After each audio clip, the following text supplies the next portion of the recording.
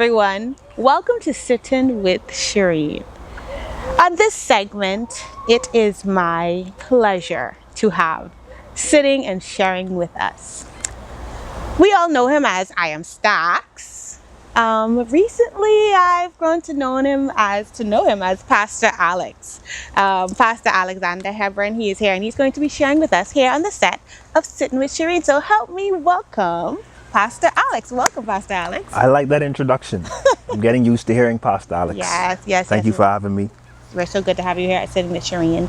And tonight, I did not really have a topic as yet, but we're going to figure that out as we go. We're going to let the Lord just work that out, okay? Let's do it. Okay, that's good. So, as most times, I want to do a background as to how my guests get here. A background check. I'm going to just share with our viewers tonight how it came about that you were one of our guests. So I think it might have been a little after COVID when, we got back into doing things. The BGMAs, did I say that correct? Yes, Bahamas the BGM Gospel Music Awards. You got it. Yes, so I attended along with a few of my friends, and this minister of God was ministering the song Fresh and Clean. Did I say that right? Fresh and Clean. Yes, this would have been recent. How recent was this? About 2 years? Fresh and Clean would have been 2024, yeah. Oh, wow. Okay, it's closer than I thought. Yeah. Well, at that award ceremony, as you ministered, the words of that song... I had on a suit? Yes, you did. You had on a blue suit. Yes, that was last year. Yes. So I was there listening to the words of the song, and the words of the song were telling my life story at that time. I had just gone through a period where the Lord had showed me how unclean I was. It was during COVID, and a lot of persons had the opportunity to just sit down and take advantage of the reflection time, sitting and talking to the Lord. And I actually asked the Lord a question. I said, God, can you show me? Ooh. What I did that for, I got. And he showed me that there were so many things about me that I thought were right. Mm-hmm. But truthfully, I needed to work on and allow him to do the work in me. So coming out of COVID, I felt renewed. I was a brand new person. So why not just say, I'm redeemed, fresh and clean, right? And the words of the song ministered to me, and I was like, oh my gosh, this man is ministering, or this gentleman is ministering to us. And on top of that, listening to your recent testimony, I got a better appreciation of your ministry, and your ability to be transparent and to tell truth. Thank you. And I said to myself, actually the Lord said to me, Shireen, just try to get I Am Stacs, or Pastor Alex now, on the show. And I am so happy that the way the Lord worked it, he was just so open and willing, and here we are today sitting on the show. Yes, and we are going to share a bit about his life and why it is that he is so free in telling this truth that he shares now with us here and the world. So, Pastor Alex, there are a few questions that I'm going to ask you, and then we're going to just get into it, okay? Let's do it. That sounds good. Okay, so first, my memory of you goes back vaguely to my church on top of the hill, and we shared this. You mentioned to me that it was like 15 years ago, about? That probably was 2012, 2014, almost 10 years ago. Yes, okay, about 10 years ago. So take us back to the beginning of I Am Stacs, or Alex's ministry. Take us to the beginning. When did you recognize your gift? I love this question because it doesn't, the origin of this question, the answer to this question, the origin isn't rooted in church history. Okay. So I was 10 years old, never forget it. Around this time, it was this kid rapper. He was killing it. Lil Bow Wow. Bow Wow. Lil Bow Wow. And it was just something about him that was so fresh, that was so new.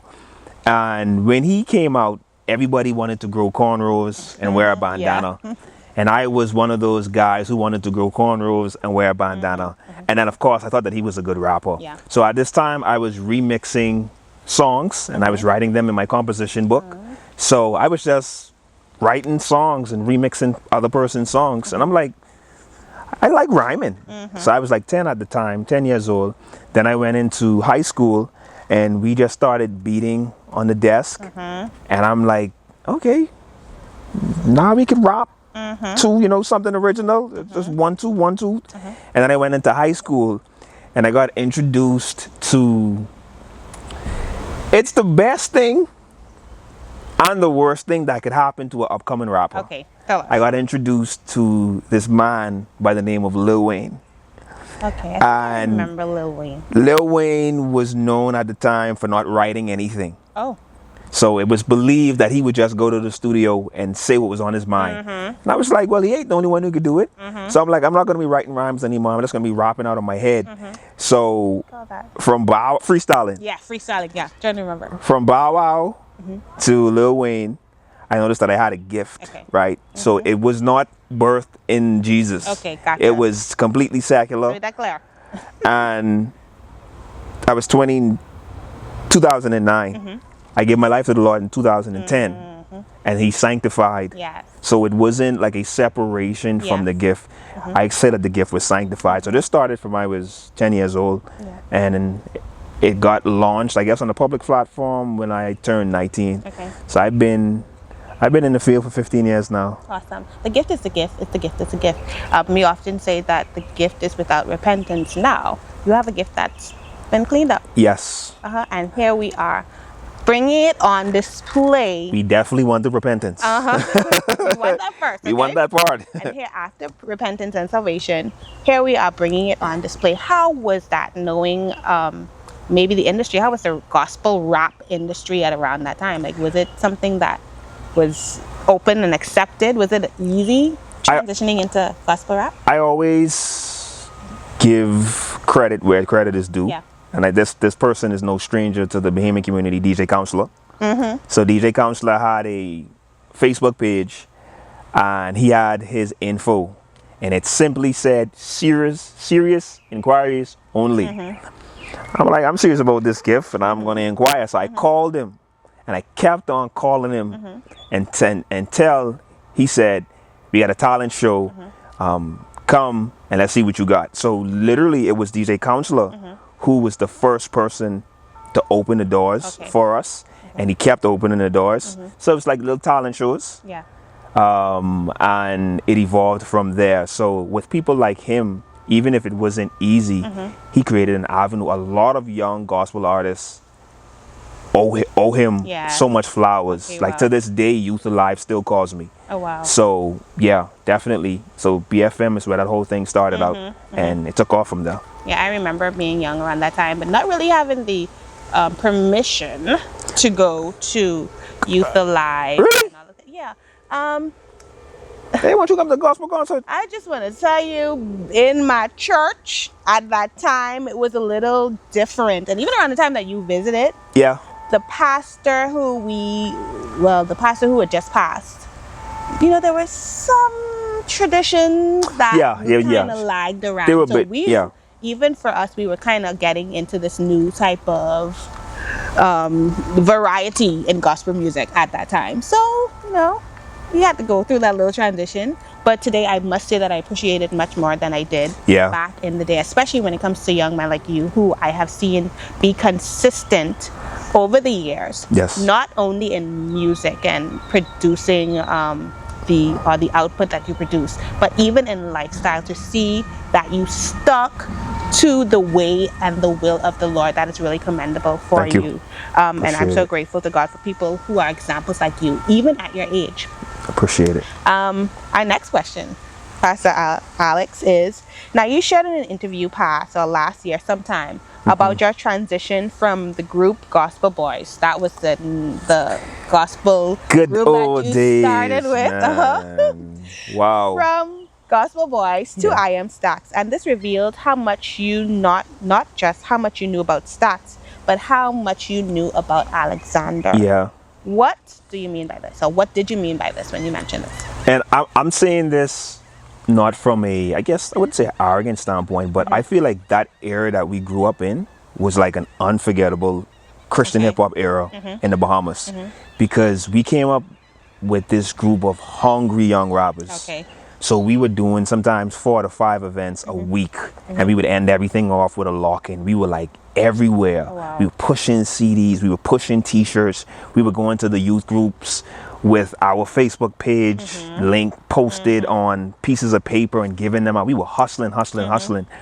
And at the time, like we like the popularity was starting to skyrocket. You started to go out in public and people are noticing, like you're starting to go to the islands. People are like at a very early age, we were like going to like South Dakota and Brooklyn. And I'm like, this thing is happening.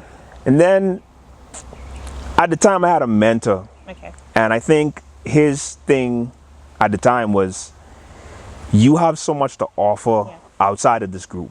Now, looking back at it now, and I can say this on a public platform, I do believe that split was probably premature. Okay. Because he was so influential in disbanding the group. Okay. I know that it was inevitable, but I felt like stopping at 6 years was a bit premature. Okay.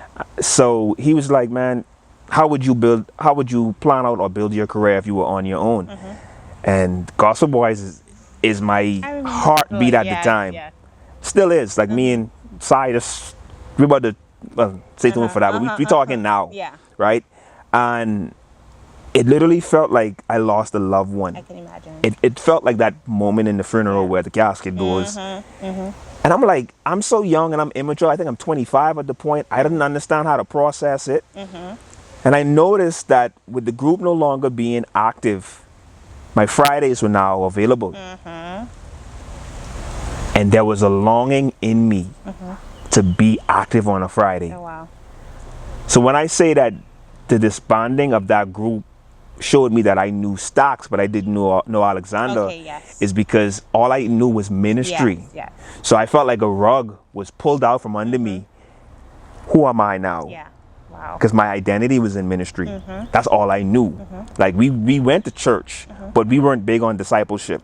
We weren't big on process. We weren't big on character development. We knew music and we knew mic and we knew influence. So when you're not booked and you're not as active, you start to feel, who am I? So I was faced with the who am I question. And to be honest with you, I learned that Alexander was not a good dude. Oh, wow, yes. He was snappy and that. arrogant and not good to be around. So in a sense, I'm grateful for the disbanding of that group because it really showed me. And who at that time would you say Alex or me was around that time? A minister. Yeah. An active Christian rapper. I knew scripture, but it wasn't my lifeline. I knew prayer, but mostly when I wanted stuff. You know? I get it. So it was just active. We got songs on the radio, and then, oh boy, let's talk about this. When you go places live, and you see those mouths in the crowd, they know the lyrics. word for word, like it blows my mind. 15 years later, people would still see me in the food store and be like, whatever happened to the group? And I'm like, y'all remember?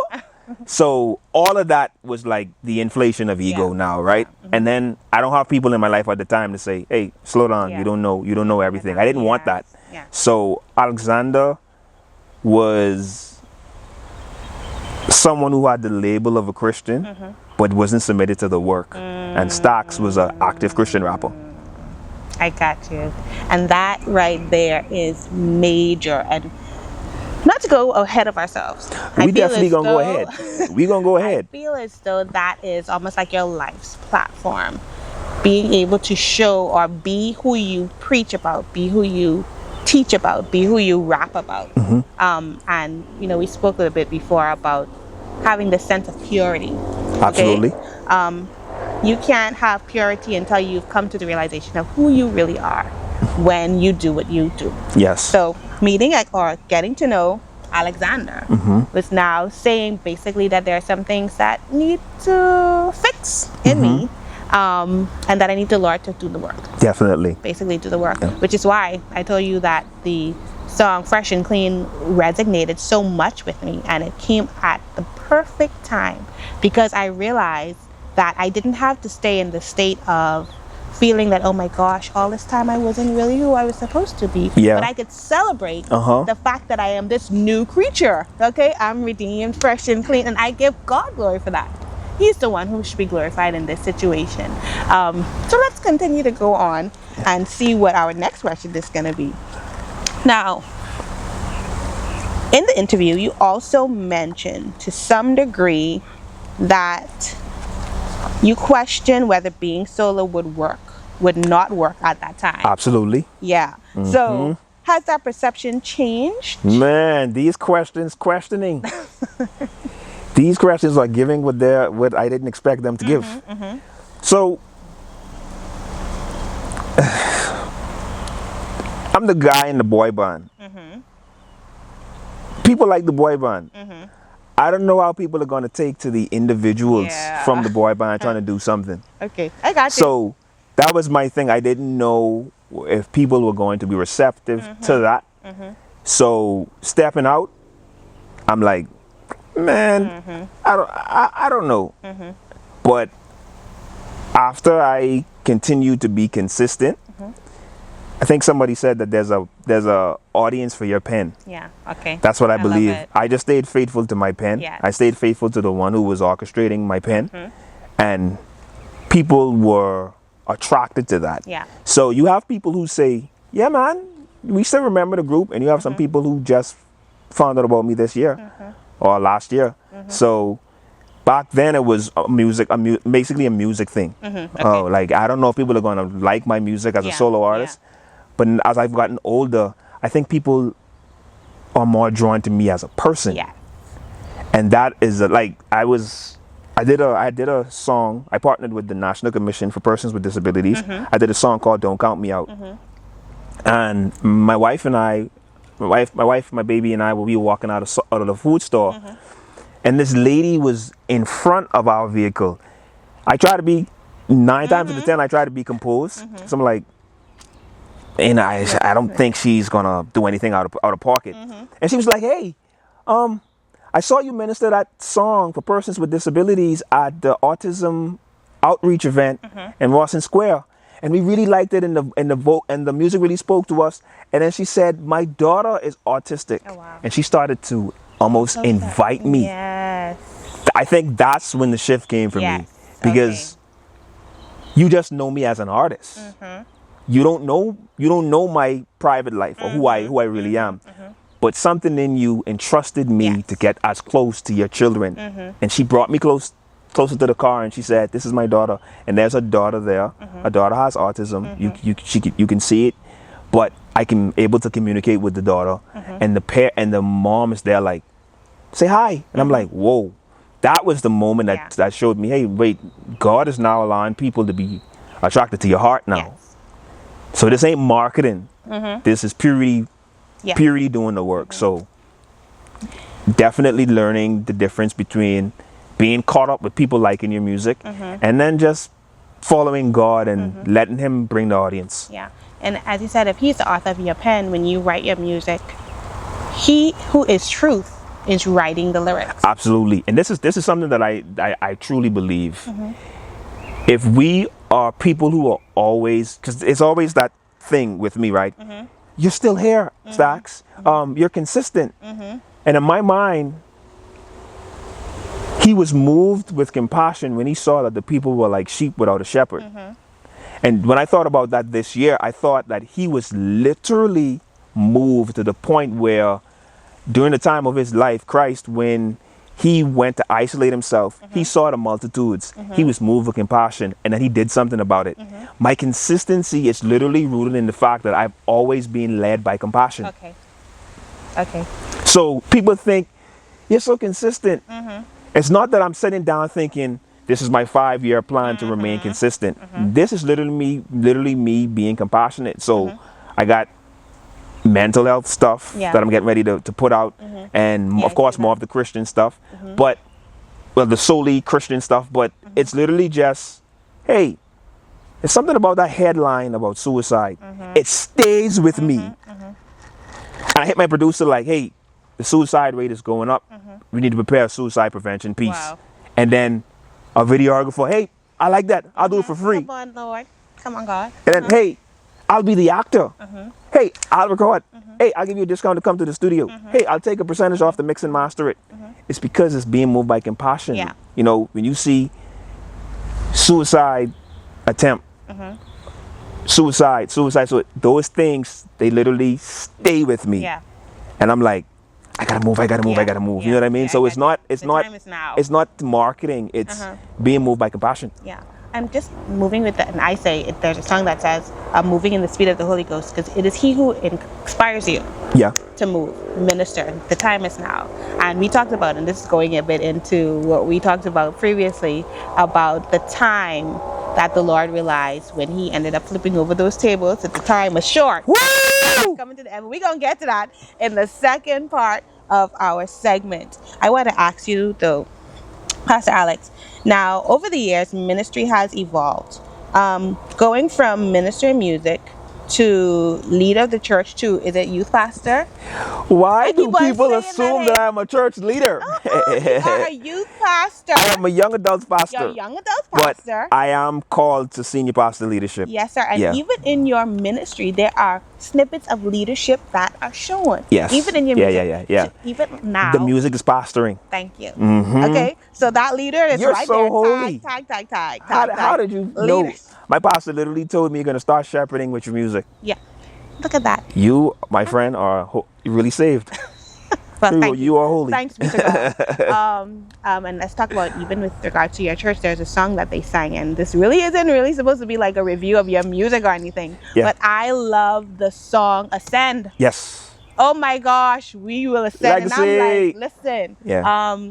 That did something to me personally, and that Yeah. it's time for us to really go beyond the limits of what we've been doing already. It's time for us to push past the line that has been drawn, especially for persons who are a part of ministries, especially for persons who are a part of the church and who have positions of influence. It's time for us to push past just what we have, the line that's been drawn for us here. But I want to ask you, and this is the last question for this segment, that evolution.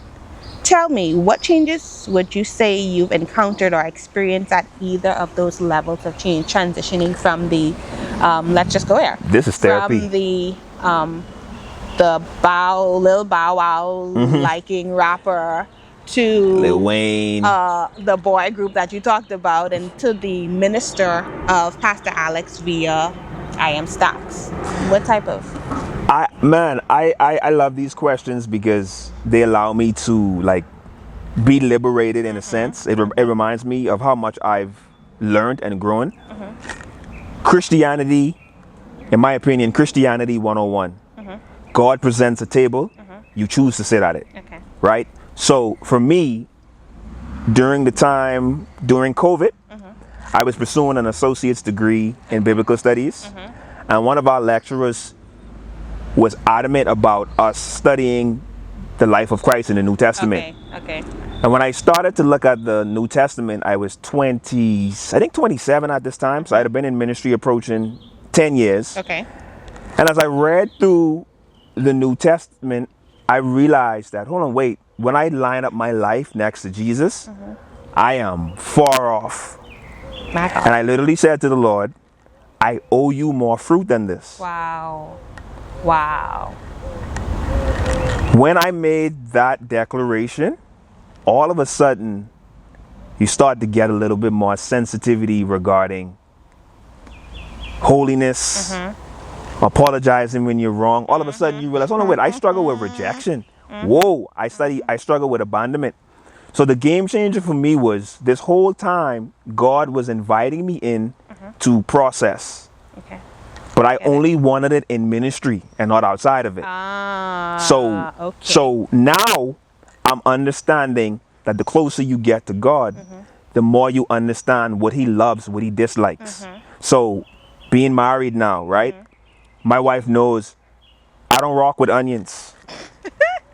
if you don't cook them, smother them where I can't even know that they're there, I don't rock with them. So I would never see my wife in the kitchen intentionally chopping up onions to give me, because her knowing what I like and dislike is a byproduct of intimacy. Yeah. Come on. So as I got intimate with the Lord and started to really pray more, fast more, like really take this walk seriously, I became aware of what he likes and what he dislikes. Yes. Intimacy was the game changer. So when people say, oh man, I feel like me and God ain't close. Well, his word is God breathed, right? And I believe that you can't have a breath. You can't have a voice without a breath. Yeah. Which means if his word is God breathed, then his scripture is him speaking. Yes, So what you're 100%. basically saying is when you say that me and God ain't talking to me, what you're basically saying is you have a poor word life. Talk about it. So my thing is, for the longest time, I was expecting God to just reach and show me. Yeah. Then I started to reach back. Yes. And then I started to grow in the fear of the Lord. That's major. Ding, So ding, ding. back then, I had a fear of doing wrong. Come on. I don't want the wrath of God. I get it. Now, my fear of God is based off my intimacy with Him, my word life, my prayer life. Like my house is a tongues house. Come on. So I wake up every day and 30 minutes just tongues, and then we go into English. And what I've seen with that is the more I build my spirit, the more aware I am of the things that grieves Him. Right. So I don't need someone to tell me your attitude is funky right now. Oh, trust me, He checked me on that. Thank you. Oh, I don't need someone to tell me, oh, you being selfish right now. Oh, trust me, He checked me on that. Told me. And it's not that I don't want counsel, but 9 times out of 10, you're counseling me on something He's already touched. So the game changer for me has now been writing a song about reading the Bible and then actually letting the Bible check you. So intimacy has been the game changer. That pastoral word. 2018, I went through the darkest season of my life. Wow. Where I was hurt by someone in the pastoral position. 2019, I get the prophetic word that I'm going to be a senior pastor. 1 year later. Why would I want to be? I'm still processing pain from the prior year. So why would I want to accept that call a year later? And the word was, you need to get ready quick. Wow. For 5 years, I've been in a season where God has flipped my life upside down. Wow. 5 years. 5 years. Yeah, that has to be significant of something. So I'm called, the word over my life is faith pastor. So for the last 5 years, it's been situations where I've seen savings shrink. Okay. And you try to hustle, you try to grind, you try to put your foot on the gas, and nothing works. Because He's trying to bring resources to you in a different way. Come on. So you can't go to the ATM and withdraw it. It's going to come from somewhere else. Listen.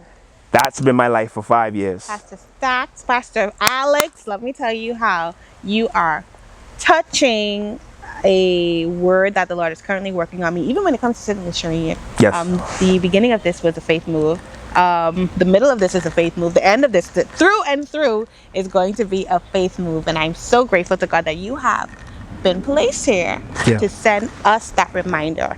But at this moment, we're going to wrap up this first segment of our Sit Here with Pastor Alex, and we're going to invite you to come back to Sitting with Shireen to hear part 2 of what Pastor Alex has to say. Let me tell you, it's a lot more that we're going to, and guess what? We're going to go there.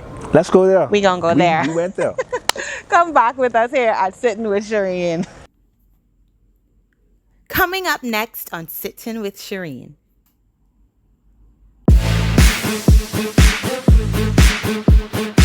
So he's not saying you need to work on emotional intelligence. You need to, be healed. He's saying you're crazy. Wow. And he recommended that I call a mental health facility. So, hey, this is my spiritual father. If he said I'm crazy, I'm crazy. Oh, wow.